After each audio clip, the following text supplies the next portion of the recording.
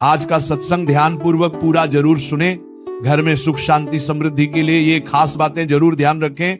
आप सभी लोग जो अपने घरों में दीपक जलते हैं, उसकी बाती का पूरा जल जाना या बच जाना क्या संकेत देता है? आपके पूजा, घर, मंदिर और खास अवसरों पर जैसे कि दीपावली, व्रत और अन्य धार्मिक अनुष्ठानों में दीपक जलाने से जुड़ी है।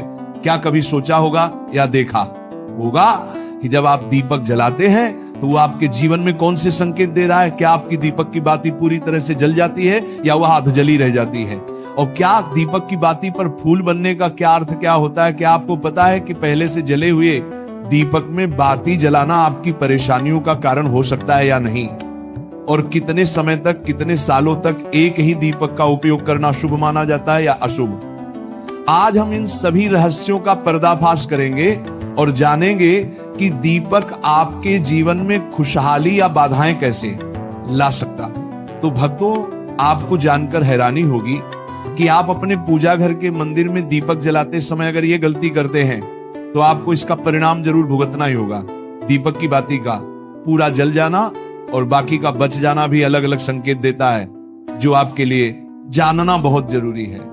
जब हम पूजा करते हैं तो हमारा दीपक कभी कभी अचानक से बुझ जाता है और कभी कभी ऐसा होता है कि हमारी पूजा होने के बाद हम उस दीपक को भगवान के सामने जलता छोड़ देते हैं, लेकिन कुछ समय के बाद में दीपक खुद बखुदा जली बाती और घी बचा रह जाता है।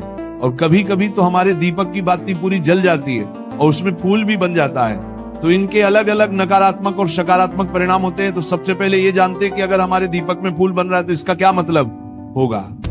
प्रिय मित्रों, अगर हमारे दीपक की बाती में फूल बन रहा है तो इसका सीधा सा मतलब है कि भगवान ने हमारी प्रार्थना को स्वीकार कर लिया है और वह हमारी पूजा से प्रसन्न है। इसका संकेत वह बाती में बने इस फूल के माध्यम से देते हैं। अगर आपके घर में दिव्य शक्तियां मौजूद हैं और आपके साथ साथ वह भी ईश्वर की पूजा में अपना ध्यान रखती हैं, तो आपकी दीपक की बाती में एक से ज्यादा फूल बनते हैं और कभी कभी साथ ही किसी भी देवी देवता का रूप भी दिखने लगता है।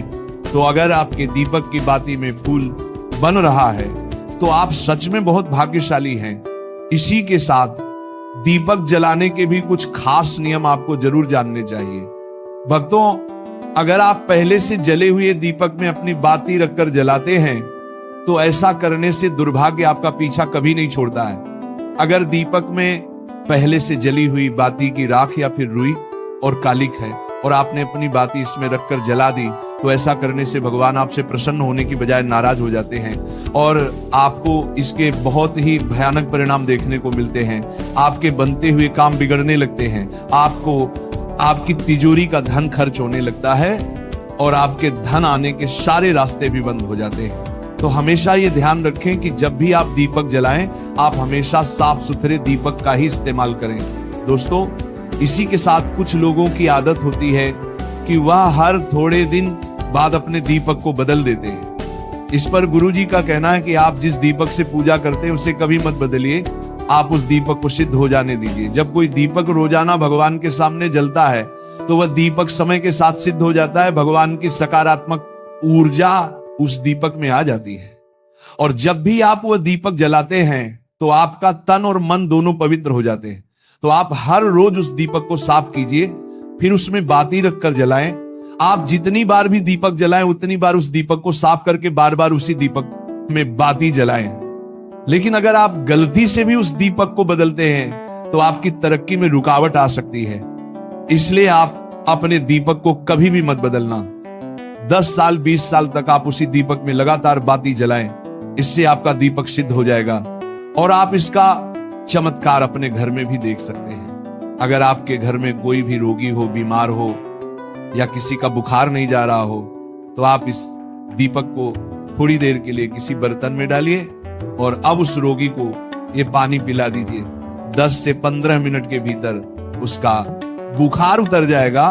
वहीं अगर आपके घर में किसी को नजर लगी हो या फिर आपके व्यापार में किसी की नजर लगी हो, आपका धंधा अच्छे से नहीं चल रहा हो, तो भी आप इस दीपक को तांबे के बर्तन में पानी भरकर उसमें डाल दीजिए और रात भर के लिए छोड़ दीजिए। अगले दिन सुबह पानी का छिड़काव अपने घर में और अपनी दुकान पर करिए। ऐसा करने से आपको साफ साफ परिणाम दिखाई देंगे, क्योंकि जब हम लगातार एक ही वस्तु का प्रयोग अपनी पूजा में करते हैं तो वह वस्तु शुद्ध हो जाती है। भगवान की जो ऊर्जा होती है वह उस वस्तु में समा जाती है। तो कभी भी अपने मंदिर के दीपक को बदलने की गलती ना करें। दोस्तों, अगर आपके मंदिर का दीपक टूट जाता है या फिर खराब हो जाता है या खंड हो जाता है, तभी आप उस दीपक को बदल सकते हैं। लेकिन फिर भी आप उस दीपक को ना फेंक, बल्कि इसे अपने घर में संभाल कर रखें, क्योंकि यह भगवान की सकारात्मक ऊर्जा का भंडार होता है।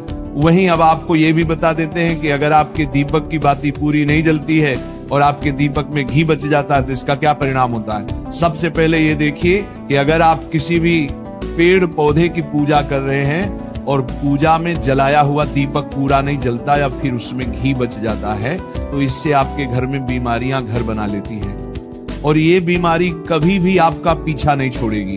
तो जब भी आप किसी भी पेड़ पौधे या मंदिर के बाहर किसी भी स्थान पर पूजा करें तो यह ध्यान रखें कि उसकी बाती पूरी जले और उसमें घी बचा हुआ ना हो, क्योंकि ये आपकी अच्छी सेहत के लिए बहुत ही अच्छा प्रभाव देगा। वहीं अगर आपके घर के मंदिर में दीपक की बाती पूरी नहीं जलती और पूजा करते समय दीपक बार बार बुझ जाता है तो जरूर आपके घर में नकारात्मक ऊर्जा का वास है और ये आपकी पूजा में विघ्न डालने का काम करती है। दोस्तों, हमारे घर में अगर कोई बुरी शक्ति होती है या फिर कोई ऐसी ऊर्जा होती जो ये नहीं चाहती कि आपके घर में भगवान की कृपा हो और सकारात्मक ऊर्जा हो, तो ये आपकी पूजा सफल नहीं होने देती, क्योंकि भक्तों एक वातावरण में एक ही तरह की ऊर्जा रह सकती है, या तो सकारात्मक या नकारात्मक। जो बुरी शक्तियां होती हैं वह ये कभी भी नहीं चाहती कि आपके घर में देवी देवताओं की कृपा हो। अगर आपके घर में भगवान ने अपनी कृपा की तो उन बुरी शक्तियों और ऊर्जा का प्रभाव खत्म हो जाएगा। इसलिए ये शक्तियां चाहती हैं कि आपकी पूजा में रुकावटें आए। इन्हीं के प्रभाव से हमारा दीपक बार बार बुझ जाता है या फिर दीपक की बातें पूरी नहीं जलती। इस सब से बचने के लिए आपको सच्चे मन से भगवान का स्मरण करना चाहिए। जब भी आप दीपक जलाएं, भगवान से प्रार्थना करें कि आपके आसपास जितनी भी नकारात्मक ऊर्जा हो वो आपसे दूर रहे और भगवान की कृपा आप पर बनी रहे। ऐसी शक्तियों से बचने के लिए जब भी आप दीपक जलाएं, गंगा जल से एक गोल घेरा बना लें और उस घेरे में दीपक को रखें, क्योंकि दोस्तों गंगा जल को बहुत ही पवित्र माना गया है और महादेव का वरदान भी गंगा जल को प्राप्त है। गंगा जल में सबसे पहले तो कोई भी बुरी शक्ति प्रवेश नहीं कर सकती, इसलिए गंगा जल कभी खराब नहीं होता और हर तरह की ऊर्जा को सकारात्मक ऊर्जा में बदल देता है। अगर आप गंगा जल से बने गोल घेरे में दीपक को रखेंगे तो ये आपकी पूजा में किसी भी शक्ति को बाधा नहीं बनने देगा और कोई भी नकारात्मक शक्ति आपके दीपक को बुझा नहीं पाएगी। आप निर्विघ्न अपनी पूजा संपन्न कर पाएंगे और देवी शक्तियां भी आपके जीवन में अपनी कृपा और आशीर्वाद बनाए रखेंगी। ये जो हमें दुख मिलते हैं ना, ये पाप के कारण मिलते हैं। लोग मारे घूम रहे हैं, दुख मिटाने के लिए सोचते हैं कोई जादू कर दे, कोई टोना कर दे, कोई जंतु बांध दे, कोई आशीर्वाद दे दे। अरे काहे को पागल हो? यदि तुम अच्छे आचरण करते हो, भगवान नाम जप करते हो, सधर्म से चलते हो, तो तुम्हें किसी से आशीर्वाद मांगने की जरूरत नहीं। बात मान लीजिए, प्रार्थना मान लीजिए। दिखावे में लाखों लोग अपने जीवन को नष्ट करने के लिए तैयार हैं। ये माया का ही तो दिखावा है जिसमें जन्म के जन्म हमारे नष्ट होते जा रहे हैं। सत्य मार्ग को क्यों नहीं पकड़ते हो? किसी के आशीर्वाद की जरूरत नहीं आपको आनंद प्राप्ति के लिए। आप आनंद के बच्चा हो, आनंद स्वरूप हो, जिनसे आशीर्वाद मांगते हो। उनके अंदर जो आत्म तत्व बैठा है वह तुम्हारे अंदर बैठा है, वही संपूर्ण आनंद लिए तुम्हारे अंदर बैठा है। तुम्हें किसी से गिज्ञाने की जरूरत नहीं। बस तुम अपने स्वरूप को नहीं पहचान पा रहे हो, अपनी शक्ति को जागृत नहीं कर पा रहे हो, इसलिए तुम दौड़े घूम रहे हो। भागने की जरूरत नहीं है। सत्संग सुनो, उसे अपने आचरण में उतारो। ये बात आप कागज में लिख लो, चाहे दिमाग में लिख लो।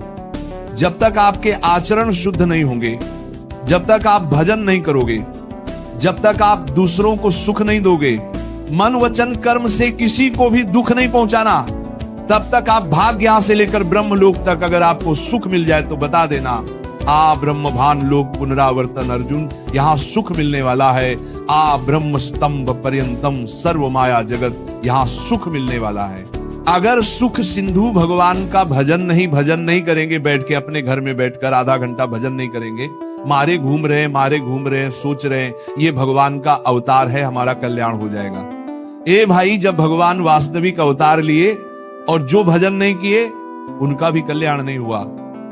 भगवान के अवतार के समय हम भी रहे होंगे, कहीं ना कहीं किसी जीव जंतु के कल्याण हुआ क्या? अब भजन करोगे तो कल्याण हो जाएगा, हमारी बात मान लो। बार बार आपको कभी कड़वे शब्दों में, कभी मीठे शब्दों में बताते हैं। ए भाई, बचपन से भगवान के मार्ग में लगे हुए हैं, हमको अपना कर्म भोगना पड़ रहा है। जो शरीर रचना के समय रचा गया था वो सुखद या दुखद कर्म भोगना पड़। रामकृष्ण परमहंस जी के कैंसर था, भाई जी हनुमान प्रसाद पोदार जी के उदर में कैंसर था। बड़े बड़े महापुरुषों को भोगना पड़ा, तो प्रारब्ध को भोग लो। ये भोगने की सामर्थ्य नाम जप से आ जाएगी, और नाम जप करके जन्म मरण के चक्र से मुक्त हो जाओ। मान लो मेरी बात। क्या वृंदावन की परम पावन रज से बढ़कर त्रिभुवन में कोई रज है? इस रज में बैठकर तुम्हें आनंद नहीं मिल रहा तो कहां मिलेगा तुम्हें? क्या भगवान नाम से बढ़कर कोई अमोघ शक्ति है जो भगवान को अधीन कर सके? सुमीर। ऐसे ही प्रेमानंद महाराज जी का वीडियो देखने के लिए आप हमारे प्रेम शक्ति चैनल को सब्सक्राइब अवश्य करिए।